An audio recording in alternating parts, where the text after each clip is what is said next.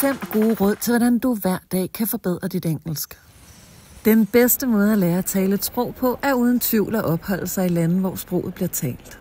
Men kan man nu ikke lide det, så er der en masse af måder, hvor du hver dag kan forbedre dine sprogkundskaber. Råd nummer 1. Lyt til musik med engelske tekster. Find eventuelt teksterne på nettet og syng med. Sangen er en genial måde at udvide dit ordforråd. Man bliver ofte hjulpet af musikkens stemning, når det kommer til at forstå indholdet af sangteksterne. Råd nummer 2. Se film, serier og content på engelsk. Og husk at slå underteksterne fra. Udfordre dig selv ved at se underholdning på engelsk, hvor der bliver talt hurtigt, med mange slangord, eller på en af de mange, måske mindre let forståelige engelske accenter. Prøv for eksempel nordengelsk. Them things, you know, the things that dangle and that, but I didn't go, I just sort of stayed.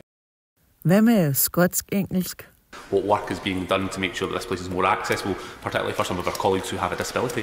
Jo mere man lytter til et sprog, desto bedre bliver man. Også når det drejer sig om kulturelle udtryk, som for eksempel ordsprog. Råd nummer 3. Læs forfattere, der skriver på engelsk. Drop de danske oversættelser og læs dem hellere på originalsproget. Udover at man altid vil få flest mulige nuancer med på originalsproget, er læsning en super måde at udvide sit ordforråd. Prøv at læse uden brug af en ordbog, og se om du får meningen med, selvom du ikke kender hvert eneste ord. Skriv eventuelt de mest uforståelige ord ned, og slå dem op, når du har læst kapitlet færdigt. Råd nummer 4. Lyt til podcasts eller e-bøger på engelsk. Det er en nem måde at få det talte sprog ind under huden på. Du kan dykke ned i dine yndlingsområder, samtidig med at du træner dit sprogøre. Råd nummer 5. Lav små konkurrencer med dig selv i hverdagssituationer. Udfordre måske en ven eller et familiemedlem og se, hvem der kan nævne flest. Her er 3 eksempler. I køkkenet. Nævn de engelske ord for alle de ting, du har i hænderne, mens du for eksempel laver mad eller vasker op. I klædeskabet. Åbn dit skab eller kommode og gennemgå din garderobe med de engelske ord. I hjemmet.